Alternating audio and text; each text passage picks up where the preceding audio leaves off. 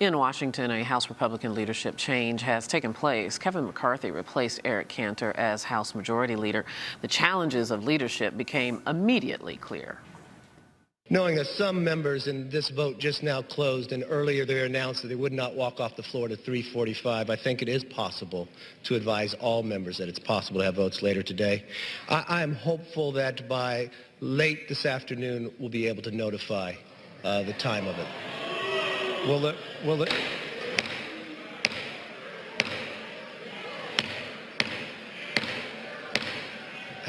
House will be in order.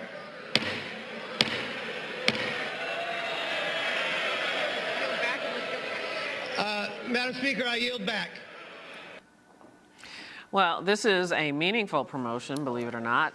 McCarthy moves up from the third-ranking position of whip to the number 2 post. He's now the heir apparent to become the Speaker of the House. As Cantor exits from Congress, there's a lot of unfinished legislative business that his successor must address following the summer recess. Eric Ham is a national political analyst and author of the best-selling book, The GOP Civil War, Inside the Battle for the Soul of the Republican Party, and he joins us from Washington, D.C. Welcome to Arise America, Eric. I appreciate it. Good to be here. Thank you. Man, that was a tough reception for McCarthy as he addressed and as I understand it, when the announcement was made that the transition was happening, introducing him as the majority leader, it was before an empty chamber. What have we learned about him and his plight just in this last 24 hours? Yeah, well, you know, interestingly enough, the vote for him to take on this slot was far less brutal and bluntly. In fact, I thought that the vote would have come down to at least 2 to 3 votes before he was actually catapulted to that spot. And even though they're going to leave with so much on the table, you know, I think it's going to be a real test of his leadership going forward if he can actually move this caucus forward to tackle some of the very tough challenges that lay ahead. I know most legislators go to their home districts during a recess to meet with their constituents and that kind of thing, but how much work is he going to have to do during this recess to gin up the support he needs to get an agenda going when they come back to session this fall?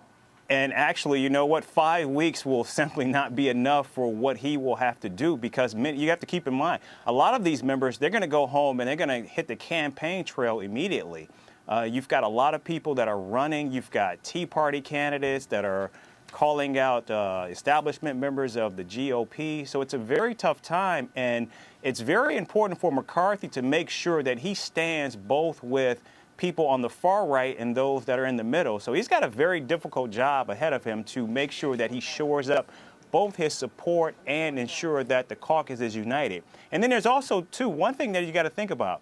We don't know exactly when Boehner will step down. There's been talk that he may leave in 2 years, but we just don't know for sure when that will take place. And I'm sure McCarthy's got his eye set on that spot. So he's got to make sure that he brings his caucus together and that he can actually get things done. Well, of course, he's just getting started, so it's hard to read the tea leaves right now, but he has been whip, and so he is a known quantity, at least in that regard. Right. Tell us a little bit about his leadership style and how it might differ or be the same as Eric Cantor's. Well, you know, he was actually Cantor's right-hand man. He was handpicked by Eric Cantor, and actually they were seen, you know, almost as clones of one another. So I don't really expect much difference between the way he will lead as opposed to how Eric Cantor led. And keep in mind, Eric Cantor was seen as a very huge supporter of the Tea Party when they took control of the House, and Kevin McCarthy was, you know, a loyal lieutenant. And he was very, you know, ingratiated himself with the members of the far right of the party. So, and he's typically a well-liked person among the caucus. So I don't expect that to change much, but it's still going to be some work trying to move an agenda forward. And speaking of agenda, what will be some of the more hot potato issues, if you will? Actually, there are 2 big issues when they come back in the fall that are really going to, I think, flex this Congress. One is ensuring that the government is funded, and that's going to be a huge fight. We saw the government shut down over that last year, although I don't think that's going to happen this time, particularly moving into a midterm election. The last thing anyone is going to want is to see a government shutdown.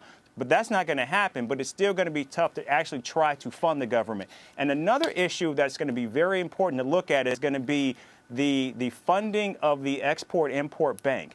That's a very hot-button issue that I think is going to pit members of the Republican Party against one another, as well as Republicans against Democrats. And we're going to really see Kevin McCarthy's leadership at work when we come back in the fall on those two issues. I suspect he'll have an uphill battle. We'll have to leave it right there for now. Eric Ham, thank you so much. Have a great weekend. Thank you. Good to be here. You too.